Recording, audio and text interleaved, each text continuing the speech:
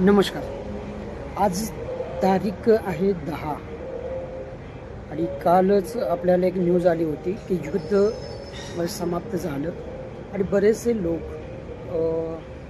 भारतावरती टीका करतात, नरेंद्र मोदी यांच्यावरती टीका करतात की मोदींनी अमेरिकेचं ऐकून युद्ध थांबवलं, कारण आता खूप चान्स होता POK ताब्यात घेण्यासाठी आणि मग युद्ध परत सीज फायर झाली आणि युद्ध थांबलं. बरीचसे लोक टीका करत आहेत, पण हे सर्व वाचल्यानंतर मला हसू येतं, कारण ज्योतिषी विश्लेषणानुसार, ज्योतिषी आकलनानुसार ग्रहतारे काय सांगतात हा टॉपिक घेऊन मी इथे व्हिडिओ बनवत आहे.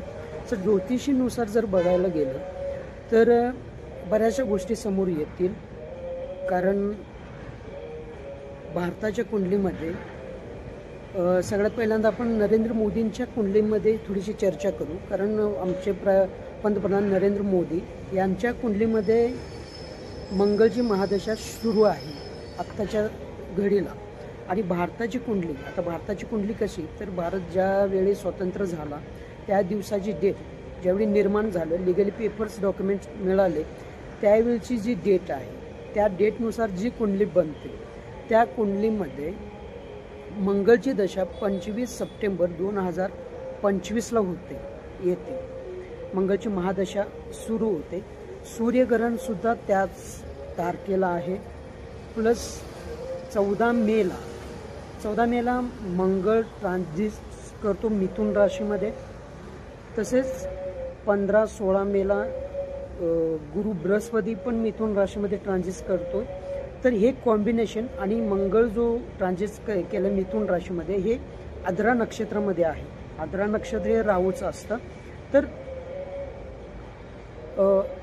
ज्या ज्या देशामध्ये मोठमोठे युद्ध झालेत ते ग्रहांची रचना, त्यावेळी ग्रहांची स्थिती, अंतरिक्षमध्ये होणारी ग्रहस्थिती ही सेम आता 25 सप्टेंबरला बनते, हीच कंडिशन. आणि तुम्ही म्हणता की भारताने युद्ध थांबवलं, सीज फायर केलं, पण भारताने युद्ध नाही थांबवलं. ही कूटनीती आहे आणि भारत आता परत युद्ध स्टार्ट करेल 25 सप्टेंबर 2025ला.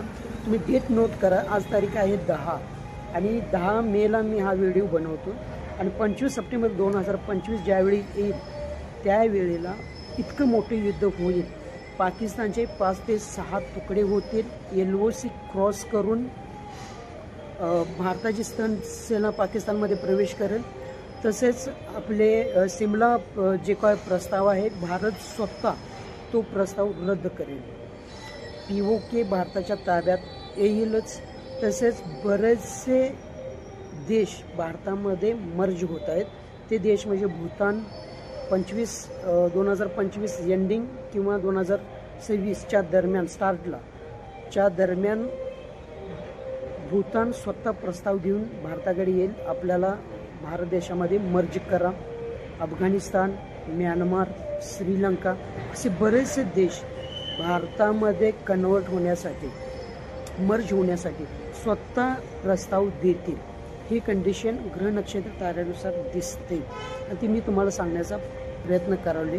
आणि तुम्ही म्हणत असाल भारत पाकिस्तान युद्ध, ही सुरुवात युद्धाची भारतच करणार. पाकिस्तान ही कुत्र्याची शेपूट आहे, काही ना काहीतरी चूक हे अवश्य करणार, ते सरळ नाही होणार. पण भारतच परत हे युद्ध स्टार्ट करेल आणि जे युद्धाची परिस्थिती आहे, इतकी मोठी परिस्थिती होईल. पाकिस्तानचे 5 ते 6 तुकडे तुम्हाला पाहायला मिळतील. सिंध वेगळा होईल, बुलिस्तान वेगळा होईल, पाकिस्तान वेगळा होईल, POK वेगळा होईल आणि बरेचसे देश आपल्या भारतामध्ये मर्ज होतील. आणि ह्या सर्व सिच्युएशनात देश कंडिशनची स्थिती सर्व देश पाहत राहील. भारत देशाची वाहवाही होईल आणि भारत देश एक स्वतः मजबूत देश बनेल आणि सर्व दुनिया, सर्व जग भारत देशाची वाहवाही नक्की करेल. हे येत्या काही महिन्यामध्ये तुम्हाला पाहायला मिळेल, कारण हे ग्रह नक्षत्राची कंडिशन तुम्हाला सांगते. पाकिस्तानच्या कुंडलीमध्ये जर बघितलं, केतू अष्टम स्थानामध्ये आहे. केतूची दृष्टी चतुर्थ स्थानावरती पडते. चतुर्थ स्थानामध्ये शनी, शुक्र, मंगळ, बुध युती आहे. चतुर्थ स्थान हे जनतेचं स्थान पण मानलं जातं आणि जिथं दृष्टी केतूची पडते त्या भावमध्ये त्या दृष्टीचा खंड होतो. जनता त्राहीतारी करत असते. ठीक आहे, हे होते आपले ज्योतिषी आकलनाबद्दल छोटासा व्हिडिओ जो मला करण्यासाठी एक संधी मिळाली. So thank you very much.